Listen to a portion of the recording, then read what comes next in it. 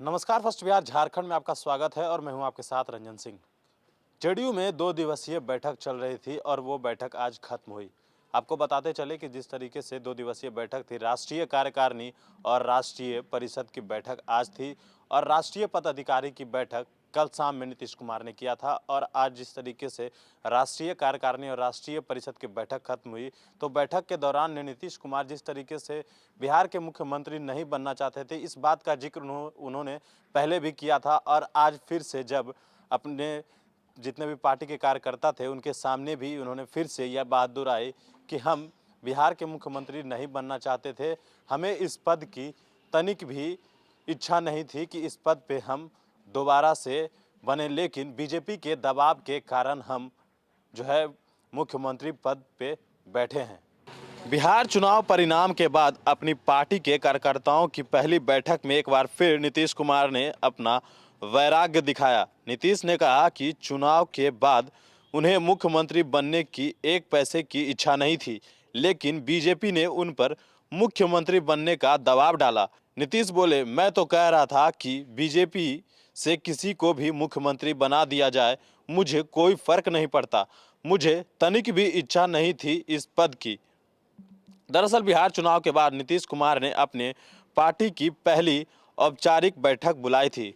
रविवार को जेडीयू के राष्ट्रीय परिषद और राष्ट्रीय कार्यकारिणी की बैठक को संबोधित करते हुए नीतीश ने कहा कि उनकी इच्छा तो सेवा करने की थी। बीजेपी के नेताओं ने मुझे व्यक्तिगत तौर पर बात की दबाव डाला, तब वे मुख्यमंत्री बनने को तैयार हुए।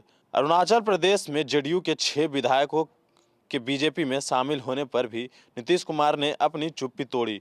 उन्होंने कहा कि अरुणाचल में जेडीयू के 7 विधायक में से 6 विधायकों को तोड़ लिया गया, एक विधायक बचे हैं, वो यहाँ बैठक में बैठे हैं। कई लोगों ने कई तरह की बातें मुझे बताई है, हमारे मनोबल को तोड़ने की कोशिश की गई, लेकिन हम घबराते नहीं हैं। नीतीश कुमार ने कहा कि 2015 में भी वे पार्टी के राष्ट्रीय अध्यक्ष नहीं बनना चाहते थे, लेकिन शरद यादव ने उन्हें जबरदस्ती अध्यक्ष पद पर बैठाया था। नीतीश ने कहा कि उन्हें बहुत सोच समझकर आरसीपी को पार्टी की कमान सौंपी है। वे मुख्यमंत्री पद पर रहते हुए पार्टी का सारा काम सही से नहीं देख पा रहे थे, लिहाजा संगठन के विस्तार का काम आरसीपी बाबू को सौंपा है। आरसीपी बाबू इस काम को सही तरीके से देखेंगे।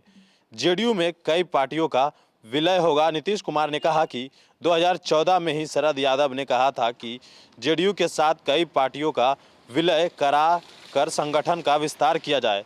शरद जी ने सही बात कही थी। आरसीपी बाबू के जिम्मे उस काम को पूरा करने का भार है।